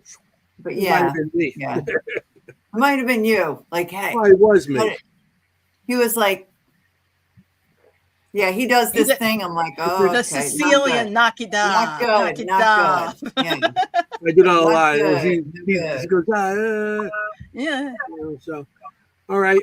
We got 3 minutes. I want to say thank you for being on the show. Yeah, and thanks, we appreciate it. Thank you so much. We had so much fun. The audience loved it. And yes, so I'm glad you talked a lot because it did give me a time to not have to talk. And give me a little rest there.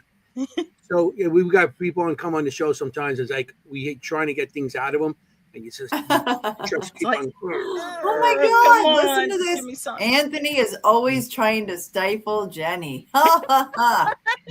Discuss. Hey, I am not trying to stifle it. No way stifling Jennie. Right? He goes. Like, I'm going to bring out the hammer.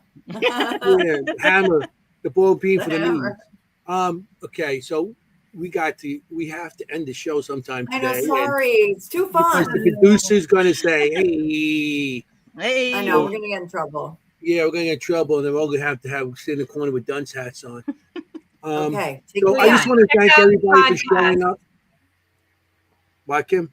Check out our podcast Wednesday nights. Yeah, Wednesday night. Yeah. 9:30. Oh, mine? Yes. ADHD. I went somewhere. That's okay. Monday, I'm releasing educational videos at 6. Wednesdays at 9:30 is the interview podcast, and Fridays at 9:30 is the horror history and haunting library. Perfect. Will you do us a favor and always feel free to share that on our Secrets Chronicles Facebook page? Okay, I can do that. If you want to spread the word, I mean, I can share it too when I see it. But you know how the algorithm is. If I miss something, that you want to share, feel free. We got 30 seconds. And if anybody needs a parapsychologist, I have a bachelor's degree. I'm working on my master's, and I have a 2-year electronics diploma. So I kind of understand. When you get there, you got to come back. You got to come back. It's excited. You'll have to plan something, do an investigation or something, hang out together in the dark. We are looking down to get down to West Virginia sometime, so we'll let you know. Yeah. That would be awesome. So, all right, we got 50 seconds left. I just want to thank everybody for showing up. Christine, thank you for being on the show. Everybody in the audience, we had such a great time. The audience was very responsive tonight. And I just want to say, you got to be safe out there. You want to look for ghosts. You don't want to be a ghost. Hey, Happy New Year. And you don't want to be ghosted. You don't want to be ghosted. So, there you go. We should have that one, Anthony. Happy 26. Okay? I think she got you. For Matt, forget about it. Ciao, familia. Good night. Good night. Good night. Good night, everybody. Stay on, Christine. Hey, how you doing?